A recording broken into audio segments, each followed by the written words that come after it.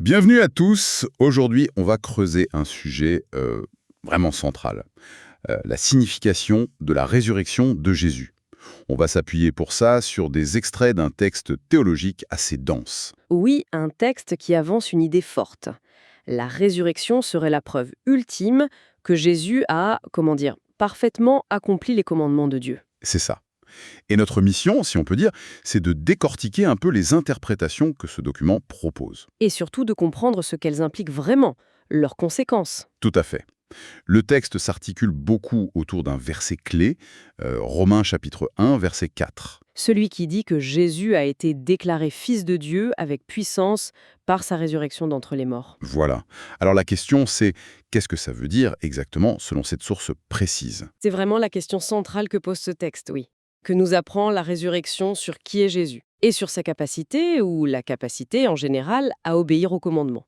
Hmm, Et ce qui est intéressant, c'est que d'emblée, le texte met sur la table deux lectures, deux quenets comme il les appelle, deux points de vue. D'accord. Alors allons-y.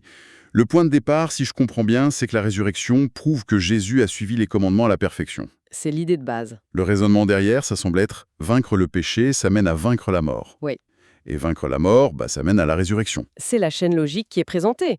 Mais alors la question qui vient tout de suite et que la source explore, c'est qui est celui qui ressuscite? Après avoir vaincu péché et mort. Oui. Dans Romains 1.4, elle diverge pas mal. D'accord. Alors, la première interprétation, c'est quoi? La première, la quenée 1, elle affirme que la résurrection prouve que Jésus est le Fils unique. Unique, c'est-à-dire? C'est-à-dire le Créateur lui-même, Dieu. L'argument, en gros, c'est qu'aucune simple créature, avec un corps mortel comme le nôtre, ne pourrait vraiment triompher du péché et de la mort. Logique. Donc si Jésus est arrivé, eh bien il doit être Dieu. Être déclaré fils de Dieu, ici, ça signifierait être révélé comme Dieu. Ok, ça c'est la première vue. Et la seconde? La seconde vue, la quenée 2, et là le texte le dit explicitement, c'est celle que l'auteur préfère. Elle dit que la résurrection prouve que Jésus est le fils premier-né. Premier-né. La nuance est importante. Oui, premier-né parmi les créatures. L'angle est complètement différent. Comment ça? Jésus est vu ici comme un Adam parfait. Une créature donc, mais une créature qui a réussi là où le premier Adam a échoué. Il a vaincu le péché. Ah, je vois. Et donc sa résurrection devient un modèle, une sorte de démonstration. Un modèle, c'est-à-dire un exemple à suivre. Exactement. Un modèle qui montre que les humains, même s'ils sont des créatures mortelles, peuvent eux aussi, en principe, vaincre le péché. Et donc ressusciter. Et donc ressusciter. C'est comme si Jésus ouvrait une porte, une voie. Ah oui? C'est fascinant comme distinction, parce que cette deuxième vision, elle rend la résurrection de Jésus directement pertinente pour nous, pour les croyants. Tout à fait. Ça suggère que nous aussi, si on ressuscite un jour, on sera confirmé comme fils de Dieu. D'ailleurs, le texte cite Romains 8, non? Oui, il s'appuie sur Romains 8 qui parle de la création attendant la révélation des fils de Dieu. Et de notre propre attente de l'adoption, la rédemption de notre corps. Ça colle parfaitement. C'est ça. Et c'est pour ça que l'auteur de notre source semble préférer cette lecture. Elle fait de Jésus un exemple, plus accessible si on veut. Moins une exception divine isolée. Voilà. Sa résurrection n'est pas juste la preuve de sa divinité, mais c'est la première manifestation de ce qui devient possible pour l'humanité sauvée. C'est là que réside l'impact, selon ce texte. D'accord. Mais est-ce que le texte se contente d'opposer ces deux visions, fils unique contre fils premier-né, ou est-ce qu'il essaye de les réconcilier? Il cherche plutôt une synthèse, en fait. Il affirme que Jésus est les deux à la fois. Ah, ok. Fils unique et fils premier-né. Oui, c'est une nuance théologique importante pour l'auteur. Le Fils unique, Dieu par nature, s'est fait créature. Le texte renvoie à Philippiens 2, Hébreux 1. Oui, les passages sur l'incarnation, l'abaissement. Exactement. Il s'est fait créature pour manifester la gloire de Dieu au sein même de la création. Et c'est en tant que créature parfaite qu'il devient le premier-né? C'est l'idée. En tant que cette créature parfaite, victorieuse du péché et de la mort, il est le premier d'une nouvelle lignée humaine. Et il adopte les autres, les sauvés, comme ses frères cadets, c'est ça? Oui, c'est ce que dit le texte. Des frères et sœurs appelés à lui ressembler, à être conformes à son image, comme dit Romains 8, 29. Ou que Christ soit formé en eux, comme dit Galates. Donc au final, que Romains 1.4 prouve sa divinité ou son humanité parfaite de créature, Sa double nature reste essentielle pour comprendre, selon cette source. Très clair. Un autre élément qui revient sans cesse, c'est le Saint-Esprit. Le texte insiste sur Jésus a vaincu par l'Esprit et il est ressuscité par l'Esprit. Absolument, c'est un point crucial. Le texte le souligne en citant les évangiles, les épîtres, Romains 8, 11 par exemple. Et c'est là que le parallèle avec les croyants est fort, j'imagine. Exactement, et c'est ça qui, pour l'auteur, renforce l'interprétation de Jésus comme fils premier-né, comme modèle. Parce que selon le texte, c'est pareil pour nous. On ne peut vaincre le péché que par l'Esprit. C'est ça.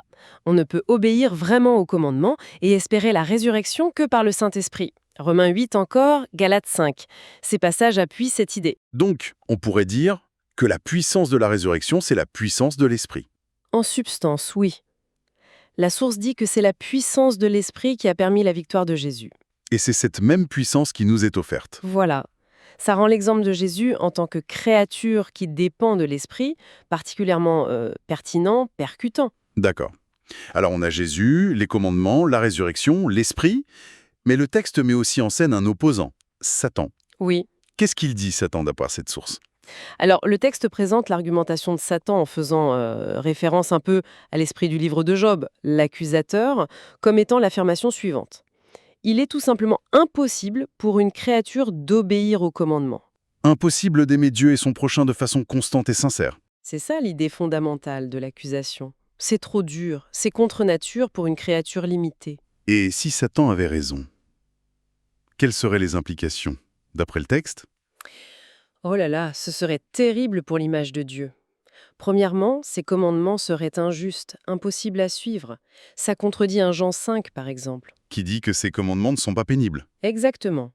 Deuxièmement, Dieu serait un menteur, car il exigerait l'impossible. Pensez à 1 Jean 1, qui dit que si nous disons que nous n'avons pas péché, nous faisons Dieu menteur. Mhm. Troisièmement, punir le péché deviendrait un acte meurtrier, injuste, si péché était inévitable. Et Satan pourrait se justifier. Oui, il pourrait accuser Dieu et justifier sa propre rébellion en disant « Vous voyez, les créatures ont raison de vouloir décider elles-mêmes du bien et du mal, comme dans la Genèse. C'est un enjeu théologique absolument énorme. » Carrément.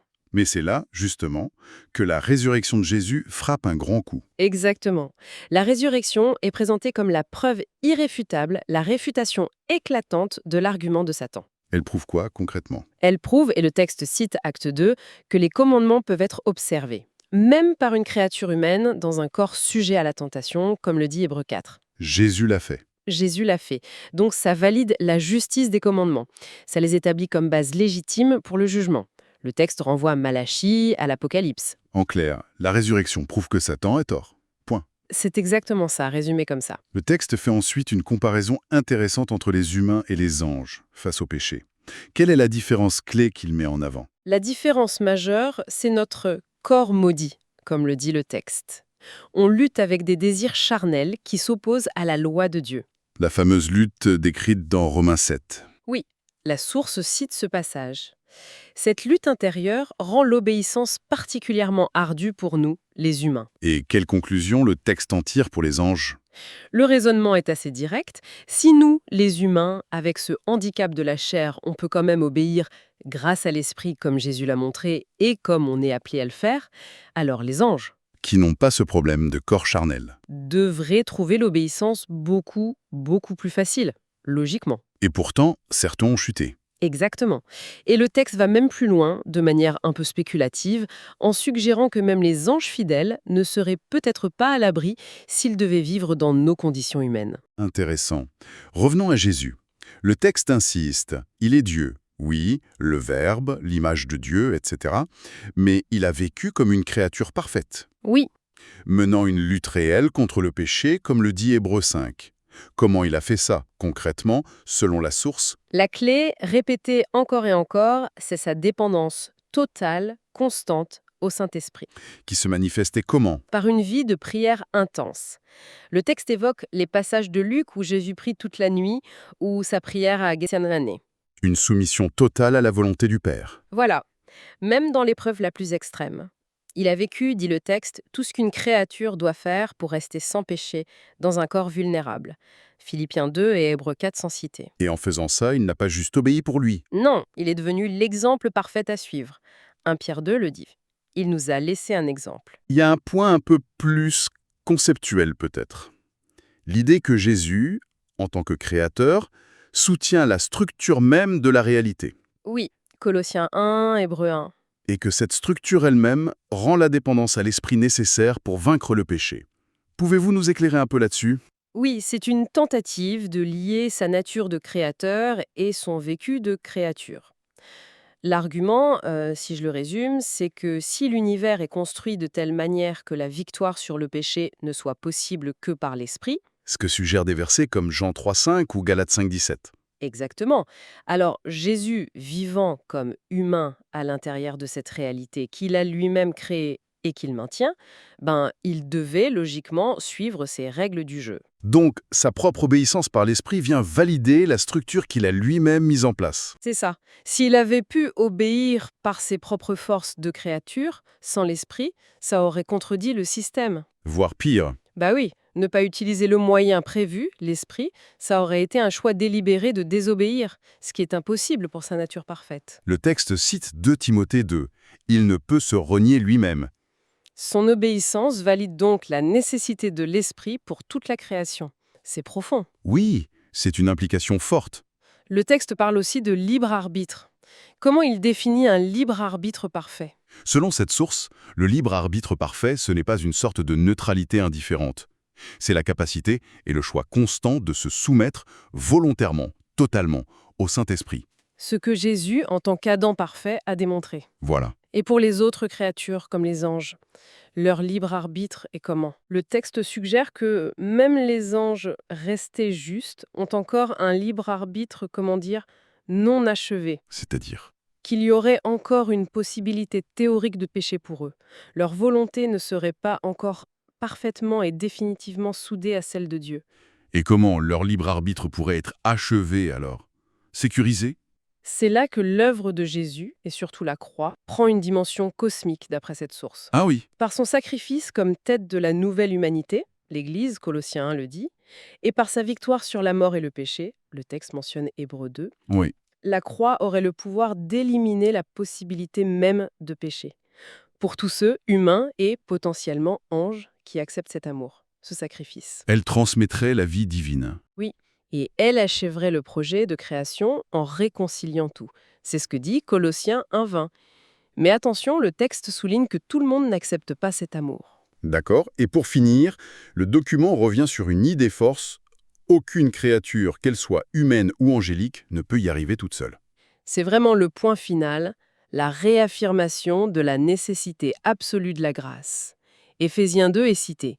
C'est par la grâce que vous êtes sauvés. Sans Dieu, on est perdu. C'est ça. Livrée à elle-même, sans la parole de Dieu qui donne la vie, Jean 6, et sans la puissance de l'esprit, la créature, symbolisée par Adam, est faible face au péché, Romains 7.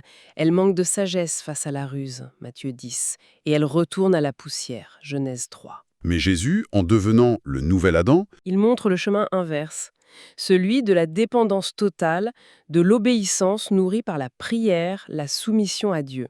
Luc 2 encore, Gethsémane. c'était une exploration vraiment riche, très dense, de ce que propose cette source sur la signification de la résurrection. Oui, elle tisse des liens très forts entre l'identité de Jésus, à la fois Dieu et créature parfaite, le rôle de l'Esprit, la justice des commandements, la réfutation de Satan. Et même l'achèvement de la création, c'est vaste. Ce qui ressort vraiment, je trouve, c'est cette insistance. La résurrection, ce n'est pas juste un miracle isolé, c'est la preuve concrète, palpable, selon ce texte, qu'il est possible pour une créature À l'image de Jésus et avec l'aide de l'Esprit, de vivre selon la volonté de Dieu, même dans ce monde difficile, marqué par la faiblesse, le péché. C'est la validation d'un chemin de vie. et pour nous laisser matière à réfléchir, une dernière pensée. Si la résurrection de Jésus prouve qu'une créature, aidée par l'Esprit, peut réellement vaincre le péché et accomplir la volonté divine, Mhm. qu'est-ce que ça implique au fond pour la responsabilité et le potentiel ultime de chaque être qui a reçu le libre arbitre dans l'univers? Vaste question. Une question à méditer. Merci d'avoir suivi cette analyse avec nous.